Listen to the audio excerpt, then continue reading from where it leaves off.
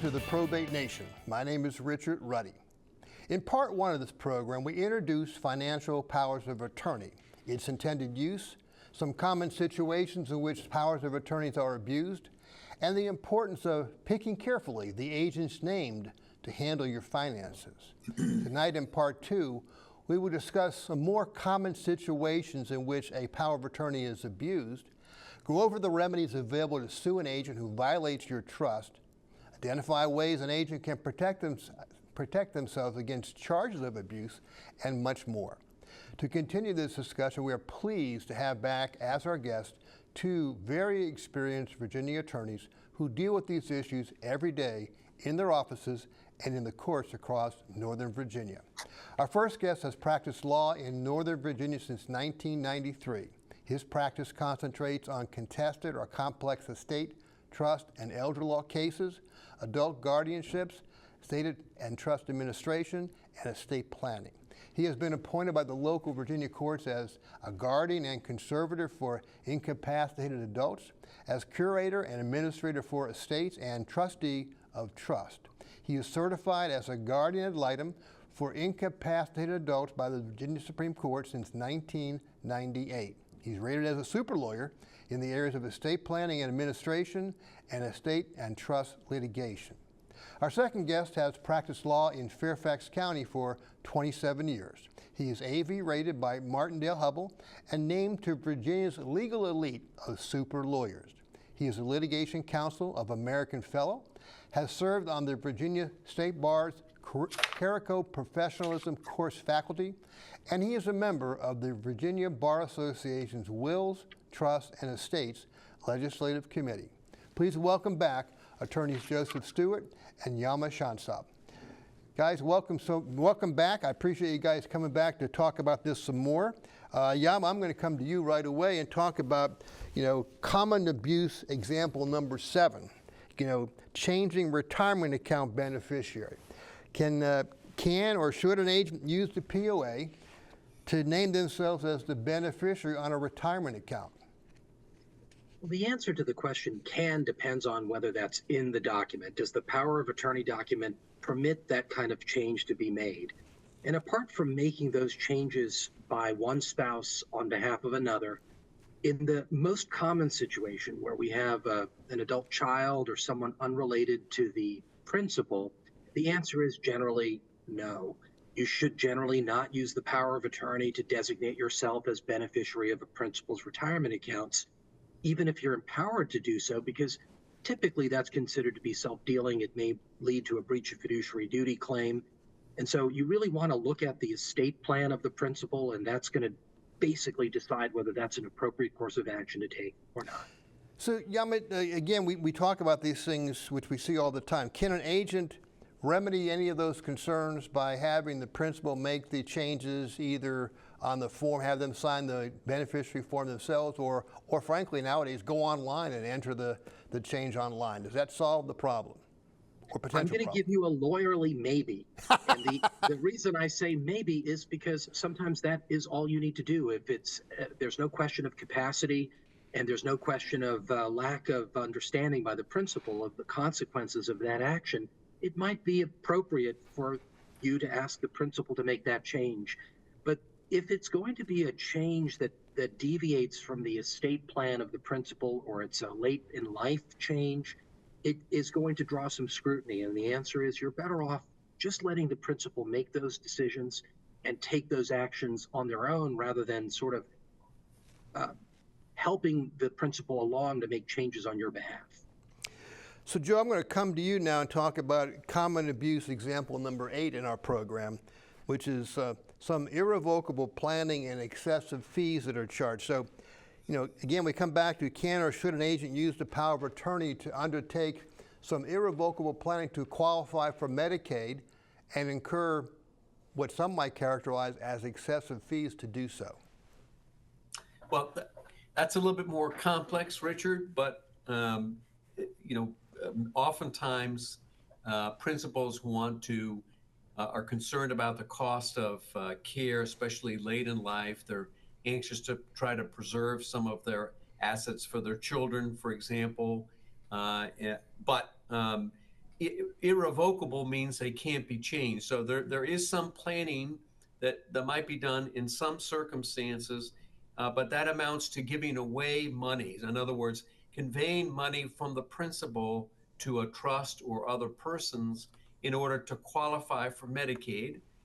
Medicaid is fundamentally a welfare benefit, and is like the last resort for providing, for example, long-term care, especially for an aging person.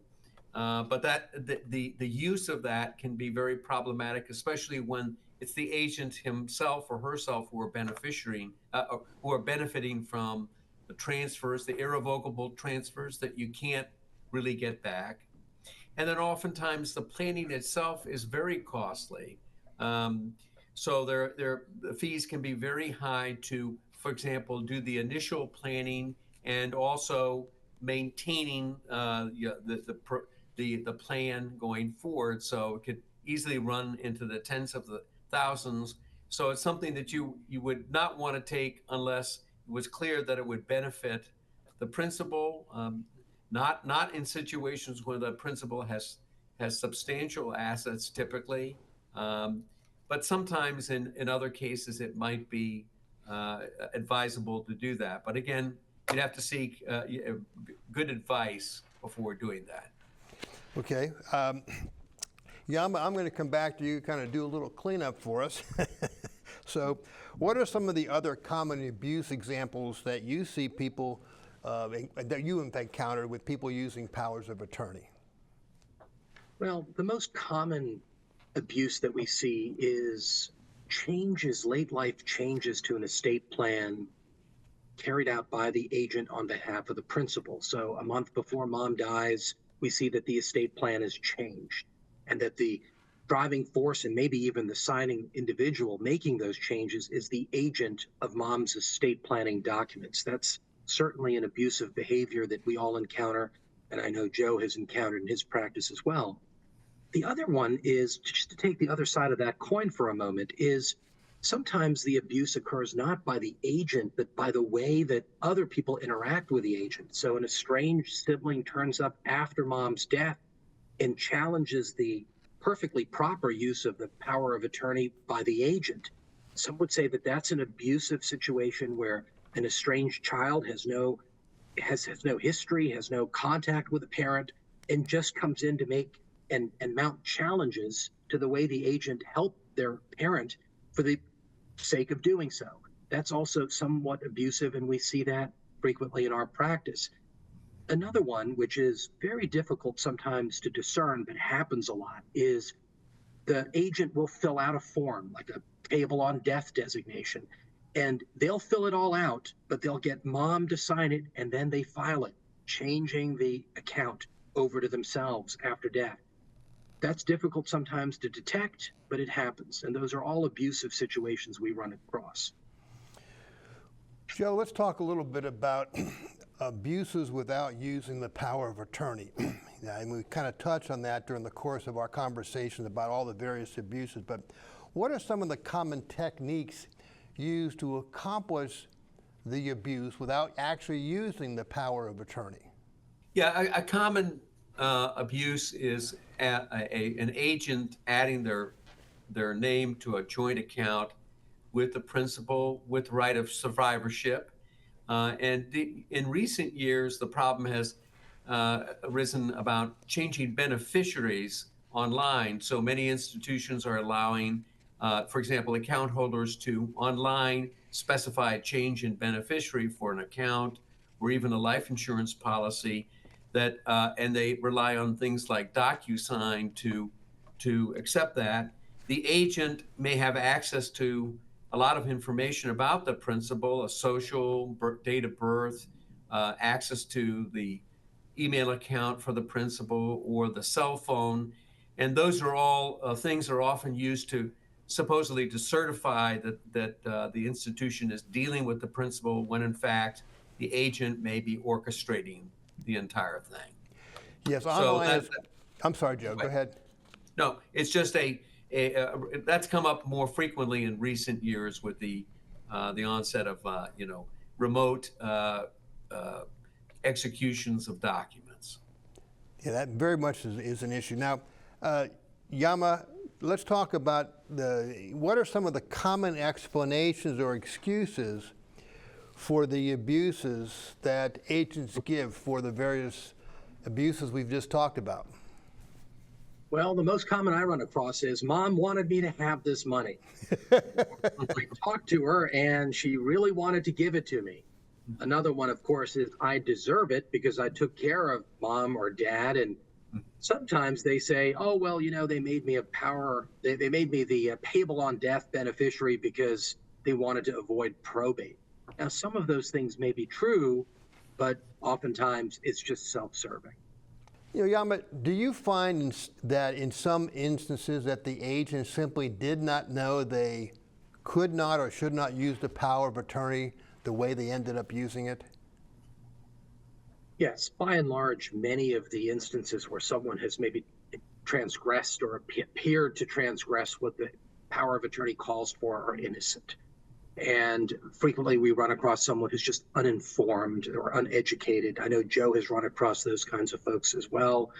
And they're sometimes the situation that you are least prepared for because you're gearing up for a battle and then you realize, no, this person was just uninformed or not cognizant of what they weren't supposed to do.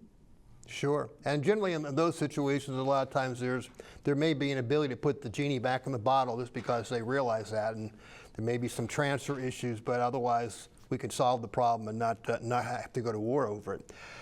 Joe, I'm going to come back to you now. How are the abuses of the use of a power of attorney typically discovered? Well, typically, Richard, by a request, a formal request made for information about what the agent has done, going back as many as 5 years. That's a provision under the Uniform Power of Attorney Act, or upon death of a principal when the changes to an estate plan, for example, are finally revealed. Yes, it's like pulling the curtain back and all of a sudden you realize it's not going to happen the way I'm not getting a check that I thought I was going to get a check for. Well, let's talk about spend a good portion of the rest of our time that we have talking about some of the lawsuit remedies, theories that are available to fix the problem. Okay, so Joe, I'm going to come to you.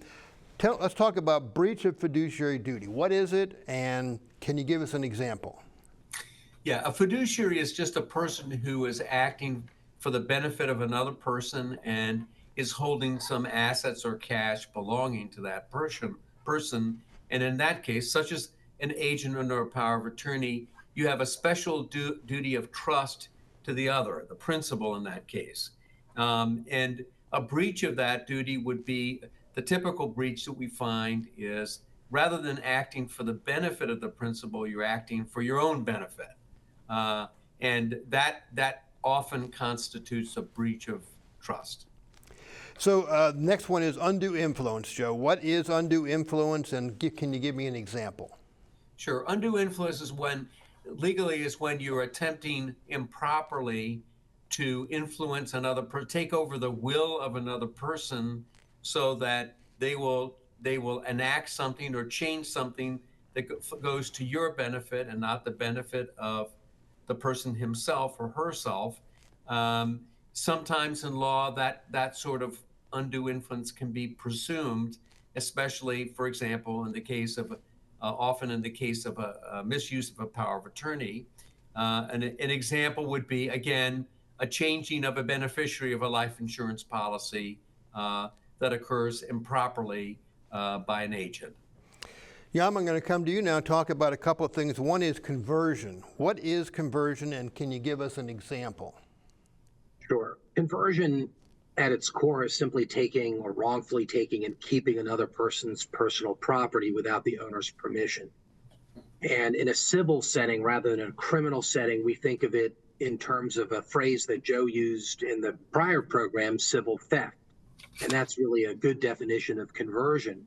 And a good example of that might be that a son takes his elderly mother's car and the title to that vehicle, and after mom passes away, refuses to return the vehicle or the title. Okay. Okay, let's talk about actual fraud. What is it, and can you give us an example? Actual fraud is more complicated, but we all know it. It's intentional deceit, it's misrepresentation or concealment of an important fact. We sometimes call that a material fact by one person to get another person to do something to their detriment or to take a change and make a change in position. A good example of that might be something along the lines that Bob tells his sister that mom's car has been seriously damaged or its transmission doesn't work, and he offers to pay $1,000 for the vehicle, even though Bob knows the car is in perfect shape and could be sold for mom's benefit for $10,000. That would be a fraudulent misrepresentation by Bob to the detriment of his mother's estate. Okay. Joe, I'm going to come to you now. The next theory we want to talk about is what's called constructive fraud. What is it, and can you give us an example, please? Yeah, constructive fraud, as opposed to actual fraud, is something deemed to be a fraud because of the nature of the circumstances, even though the actors are somewhat innocent. And again, that is to say, for example, it's based on a complete mistake. For example, about the value of property, that it's property is worth only $100,000 when in fact it is actually worth $300,000 if someone acts so that they benefit from that mistake. That would be a constructive fraud. Again, in some cases, especially in fiduciary situations, it can be presumed to have occurred. So just with a few facts. Okay, Joe, let's talk about the Virginia Uniform Power of Attorney Act. What are some potential grounds to recover against an agent, and can you give an example of a breach under that particular act? Sure. So, I mean, there in the act, in the statute under section 1612, it's 64.2-1612, the duties of agents are listed out. Some of them always apply. Some of them apply in most cases unless the actual document says otherwise. So it sets forth the duties. One of the duties is to respond to a request for information about how the agent has handled the assets and finances of a person who's reasonably believed to be incapacitated. So that's a basis to find out whether abuse has occurred. Another section, which is 1613, goes to limiting. Many people oftentimes in the document attempt to exonerate, meaning to let the agent off the hook in advance. And the Uniform Power of Attorney Act limits that ability. Another section, 1614, allows for a variety of relief in the courts. In other words, so if you reasonably believe that an agent has done something wrong, and that's typically an outside person who has, in a group of people who have the ability to complain about what an agent has done when the principal is incapacitated, the court can enter in and fix it. And then last of all is 1615, which just specifies that when a agent does something wrong, the court can order functionally a restitution of assets and funds improperly taken, and also as fees, attorney's fees that anyone has incurred to try to correct that situation. A breach, again, simple example of a breach is an agent writing a check to himself or herself out of the principal's funds where there's no authority to do that. That is on its face, a breach. Yeah, I'm going to come to you for our last two, which is lack of capacity. So what is the standard to demonstrate lack of capacity, and what is an example? Well, lack of capacity generally refers to a person's inability, due to age, mental impairment, illness, or other factors to understand the nature and consequences and implications of legal decisions or a particular transaction. And that standard usually requires the individual not to be able to understand the nature and effect of their actions. A good example might be that mom suffers from dementia and signs a gift deed of her house to her daughter without fully understanding the nature of the gift, and she appears confused and unable to explain why she's making a gift that contradicts her estate plan that includes other children. And that is frequently something that we see, which is an adult who is just incapacitated and can't understand the consequences of their actions. And the other last one I want to talk about, Yama, is the joint account. Can you explain the statute and give us an example about where that potentially could become a cause of action? Yeah, so this account statute appears in the banking title of the Virginia Code. It's actually in section 6.2-619. And it makes applicable to those types of accounts the Uniform Power of Attorney Act remedies and disclosure requirements. And that statute essentially requires each party to a joint account to act both as a principal concerning their own ownership interest and as an agent concerning the ownership interest of the other party. That means each account holder has a fiduciary duty to the other to account for the other party's property in that account and to apply principal agent relationships to that account. And an example might be that dad and daughter hold a joint account together, and daughter starts pulling from that account monies that are really deposited in the account by dad. And when she does that, she's got to consider not only her entitlement to those funds, but also her fiduciary responsibility to her father and what obligations she has not to engage in self-dealing and taking her father's money. Guys, we are really just, this has been great information. We're sort of really kind of pressed for time, but I want to get through a couple more sections here. So if I could ask you to briefly, I'm going to go to Joe first. What are some steps that an agent can take to sort of protect themselves so that if they're going to take some action with a power of attorney, that it could withstand some challenge based on these various theories that we've just gone over? Joe, what are just briefly a couple of comments? Right. Well, keep all your records carefully. Try to be very transparent with what you're doing as agent. If someone who has a right to asks you for an explanation, then promptly give the explanation and share the documents. And again, disclose the documents to them. If you're worried about it, you can ask a third party, for example, an accountant or other person who's independent, to look at what you've done and give some feedback on it, and disclose it to others. So as they say, sunlight is the best disinfectant. So sharing that is a good thing to do. And Yama, how about yourself? Very briefly, some suggestions in order to protect yourself if I'm an agent acting with a power of attorney. If you're an agent acting under a power of attorney and you're concerned about later being challenged, consider doing something that many agents don't do, which is to question the secrecy around which the parent wants to act in connection with their own financial transactions. And Joe hinted at that, which is transparency. But sometimes the principal needs to be encouraged to be more transparent with other adult children so that the agent acting on behalf of that parent doesn't run into a situation where the other children, the siblings, are completely surprised by what's been happening over the past few years with mom or dad. Thank you guys very, very much. I want to get some closing comments from each of you. Pardon me, I'm going to stay with you. Just some closing comments, very, very, very briefly, because I'm under a minute in time to go here. What are your thoughts you want to share with people? Powers of attorney are important documents, a critical part of estate planning, but pick your agent or agents carefully and do so on the basis of their ability, not your emotions. Joseph, how about yourself? Again, very briefly, if you can. When you pick an agent, find someone whom you trust and can balance a checkbook, perhaps. That would be the way to go.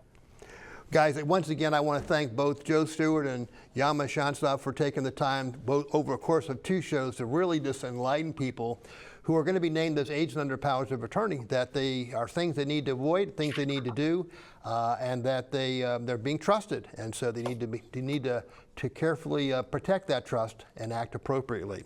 So guys, thank you very much for all this great service to the folks across Northern Virginia. And on behalf of the Probate Nation, I can't express my gratitude enough. Thank you very much. Thank you. Guys, financial powers of attorney are an incredibly helpful tool, but not all agents understand how serious their responsibility is and the trust being placed in them. And sadly, some agents unintentionally or intentionally misuse their authority and abuse that trust. I urge all family and friends helping a loved one with their finances as an agent named in a power of attorney to proceed with caution. Please Get advice in advance if you will benefit in any way from actions you plan to take using that power of attorney. That advice will be worth the cost incurred. This concludes our show this evening. We hope you found it informative. Just a reminder that replays of this show can be viewed on the Probate Nation website and YouTube channel. And if you want to receive monthly probate, estate planning, and conservatorship tips, please sign up for the free Probate Nation newsletter at www.probatenationnews.com. Until next time, I am Richard Ruddy, and this is the Probate Nation.